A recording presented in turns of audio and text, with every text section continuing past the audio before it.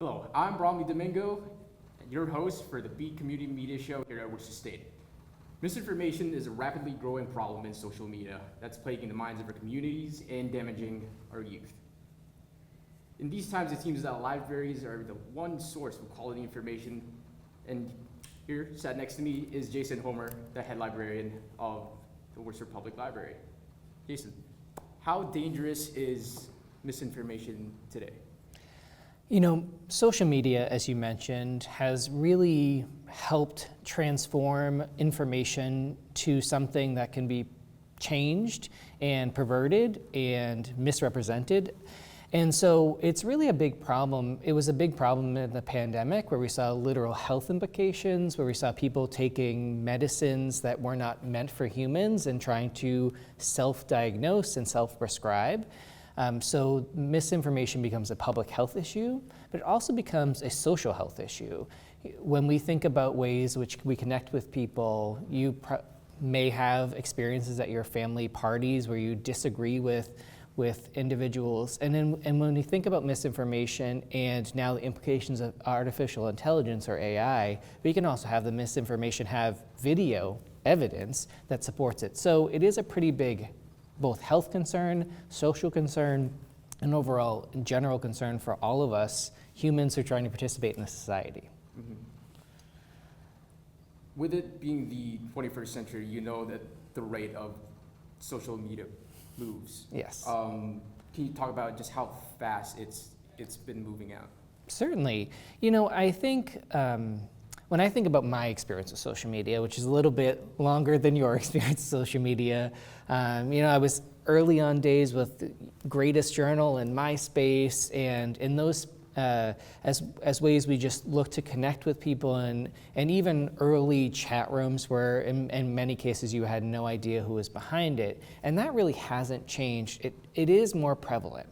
My initiation to Facebook, I'm dating myself a little bit, but in early Facebook, you could only get into colleges, and you had to have 50 people sign up and agree to join Facebook as part of it, and I was one of those 50 first signatures to have my undergrad part of it. And so where Facebook was, which was a college-only exclusive space, to become a machine that is used for elections, a machine that is used for ways to influence people, again, with public health, or really any part of information, social media continues to rapidly change and is continually commodified. Early times in social media, it wasn't this huge commodification. So we didn't have people spending billions of dollars to acquire social media, billions of dollars to promote things like elections, and really as the world started to see social media as a potential economic driver, that's really when we started to see people put a lot of money into a lot of these. And so that has created this rapid change, but there's also a level of control. When we think about TikTok, TikTok's a great example. You know, it was this very free, open space for Americans at some point. And then we started to see our government get involved from all sides of the aisle. Our government get involved with what's happening, what are the messages, what messages should there be. We then had TikTok go away randomly for, I don't remember, it was like 36 hours or something ridiculously short. And then it came back and things started to change about it. And it's important that we as consumers pay attention to those things. Why do I see things? Why do I have to use different search terms? Even right now, when you look at, oftentimes the music festival is a hashtag used instead of something like protest, because protest things are being suppressed by algorithms. And so when we think about what happened to the change is people started to realize how much money they could make for influencing people. And that is a really damaging thing for information when information is deprioritized and commodification or money is prioritized. And so that really creates that challenge in the difficult space of what happens to information when it's worth money. And that's why libraries are free, because information shouldn't be worth money. Information should be accessible to everyone. Technology and media has been a net positive, at least, because there is that side of it being used for misinformation, but there's also that side of it that it's been more accessible than ever for everyone Yeah, I mean, I think to say something is net positive is a tough thing, because with all of this progress, we've also been able to connect people in ways that we've never been able to do. We've really kind of de-countryed our world, because people are able to interact spaces to space. And so we're almost seeing right now in social media a battle between control of borders and the reality that social media and the internet at large made something global. And so there's really power to that, because then we can create new ideas. And it's also important that technology has advanced in ways that is amazing for us. And we need to start looking at how can we be responsible with that. And I think that's really where the shakeout begins to look at is, it's amazing that I can have an interaction with my niece and nephew, even though they live 6 states away. Like, what a gift that is. And that's not something generations before me were able to do. But at the same time, I worry for my niece and nephew of what they're being exposed to on a daily basis, because it's hard to control. Media is everywhere. They're on our phones, they're on our watches, they're on our computers. And how do we navigate that responsibly is really what we're working on right now, that I don't think we're great at in America at the moment, but maybe we can get better at. Shifting more locally, I want you to speak on the role that libraries have, because I know many just see them as places you can get books, but a lot don't know that they're a wealth of resources, free internet.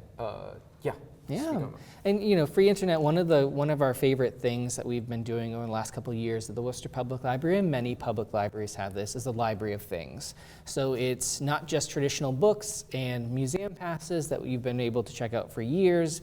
A Library of Things is really everything else. So it can be yard games, it can be Wi-Fi hotspots, so you can have internet on the go, laptop bundles, different home equipment, things that you might need. And so really that's what libraries are trying to do, is information has fundamentally changed. When I was growing up, the only way to get some information was to go to a library. I'm not going to know the capital of this random country unless I'm at the library. Well, that's now in my pocket. All that information is so quick. So how can a library be still relevant?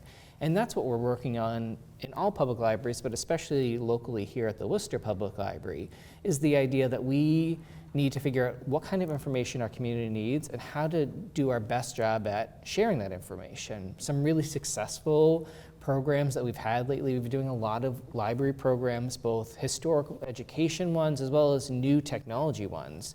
What are the things that people can't get easily? If it doesn't come up on the first page of a Google search, people aren't going to find it. Back to the commodification, but also to the point of, we know that people are searching for things. So some people come to the library searching for housing. That's a very regular question that we have at the library. Sometimes we're looking at what happened, what's the history of my house, what's the history of my home, what's the history of my community.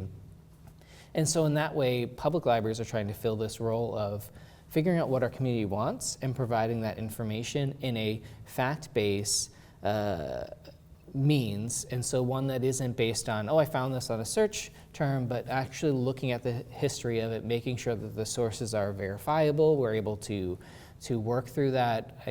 Some things that have been really surprising for us lately is people are really interested in how we got here. Not just here in this moment, but also how our community was shaped over the past decades. And we've been able to do a lot of programs. We have a local history librarian whose whole job, his name's Alex, his whole job is to make sure that our community has access to local history resources. And so he's been doing these programs, including the creation of 290, that have had 60 to 80 people show up to them. And you're like, why would 80 people show up to a library program on a highway? That seems weird, right? But when we think about the implications of that highway, creating that highway happened because they destroyed a predominantly black neighborhood. And so when we think about the implications of the decisions, that's what people want to know, and that's what your library is here for. And what are the demographics you see coming in, old and young people? I know specifically with the younger generations, we've seen... That's the B part of answering this, to say, for demographics, we see our biggest will always be kids. We are great with bringing in children, making sure they're learning early literacy, making sure they're learning math literacy. Math literacy is really important. So we see parents bring in their kids a lot, and we, in public libraries, always see retired individuals, and it's really our job to get those people in between, the maybe not parents, but maybe they are in their 20s, 20s to 40-somethings that maybe don't have kids. Those are who we're trying to get into our library with lots of really fun programs and events. Just a couple weeks ago, we celebrated the 75th anniversary of the Peanuts. And we have our first floor is built into a whole Peanuts-related display for the Schultz Museum. We had pictures with Snoopy and a giant Snoopy doghouse. So we're always trying to do things that are a little bit different, that engage our community. But predominantly, who do we see? We definitely see more children, parents, and grandparents, and not a lot of those people in between. And we are always looking to build that kind of in between. So, as someone who deals with communication and information on a daily basis, how do you think, what do we as a society should do in the future or in the coming future to combat the misinformation? I mean, at the core, we need to go through everything with a curiosity mindset of the idea that we can see some information, but we want to know more about it, not just accept information that we get as fact. And we see that a lot with people because we're all on the go. We're all moving so quickly. We always have so many things that we need to do, number of different problems that are happening in our daily lives. And so it's really easy to just go for whatever's quick. I saw this on Facebook, it must be real. I saw this TikTok on it, it must be real, rather than spending a little bit of time. So I would say most important thing is curiosity. The second most important thing I'm going to say is a little radical to say grace, is the idea that sometimes we might encounter people with different opinions, and rather than going at that opinion as a direct threat, try to understand why. And that's kind of right back to that curiosity piece. But a lot of people come with some preconceived notions, especially around libraries and information. I know this, I saw this, my friend shared this with me. You know, we trust our friends more than we trust big organizations, which makes sense, they're your safe space. But we also have to come at that with curiosity and allow a little bit of grace so that when things are wrong, but also when we're wrong, we understand that sometimes this world is difficult and there's so much information, and we are in a space that we've never been before because we're not seeking information, it's being thrown at us all the time. Even driving down the highway, you see all this information being thrown at you, signage, billboards, and so I just want everyone to be curious, to have grace for one another, and understand that we really only get this one life to live, so we should live it in a way that creates joy and creates connection and not divides. And that's really one of our biggest problems as a society right now, in my own personal opinion. That's true. I can echo that there needs to be a push for media literacy, because there is the trend of companies using, I guess you could call it clickbait. We call it rage baiting now. Yeah. But yeah. But because that solicits a visceral response from people, because people aren't ready to take there's no grace, there's no curiosity, there's a, no, I'm right. Even when we are right, we get mad. Why are we getting mad? It's just information. Let's try to build connections. That's true. So let me end off with this. Are you optimistic, pessimistic about where we're going? You know, in some ways I'm optimistic because we're in a space where I know people can change, and we've seen a lot of things change for the worse. So things are bound to change for the better, right? You know, I think that's part of it. Maybe that's why I'm an optimist. I do think that there's a lot of hard work to get there, and that's the really unfortunate thing, is a lot of people aren't ready to do the hard work with themselves, with their community, with their family, with their friends, because it's easier. It's easier to not do the hard work. It's easier to just say, okay, I'm just going to accept things how they are. I think we can see kind of globally that as a species, we're actually starting to push back about accepting things where they are, and challenging information, and and I hope that when people challenge information, they go with a curiosity mindset, not with a, I need to harden my own views, but I need to expand. And that's really why libraries have become this weird threat that's happening in this world. And it's an interesting place because librarians have always been, we've always had this idea that we're all wearing cardigans, everyone has the high bun and the glasses, and they say shh, and they are surrounded by cats and like to read all day, which some of that is true. But it's also really important that we understand that, that the reason why libraries are a little bit under fire right now, and this is why I'm optimistic, which sounds odd that I'm going to say this, is I'm optimistic because libraries are a space that say, here are all views, decide for yourself. And if someone is afraid of all views, that means they don't have that curiosity mindset that I need them to have in order to become a better person, become a better learner, to become a better participant in society. So when I think about it, every day I go into work with a curiosity mindset, knowing how can I positively impact our world? And I hope that other people are doing that, and I know that other people are doing that. And so I would say I'm optimistic, which sounds a little weird to say out loud because I didn't think that I would say optimistic when you started the question, but now I think that I am optimistic. It's just going to be a lot of work to get there. Absolutely. All right. Well, this is a wrap. Thank you, Jason, for taking the time out of your day Thank you to for come having in. This has been The Beat, and we'll see you next week.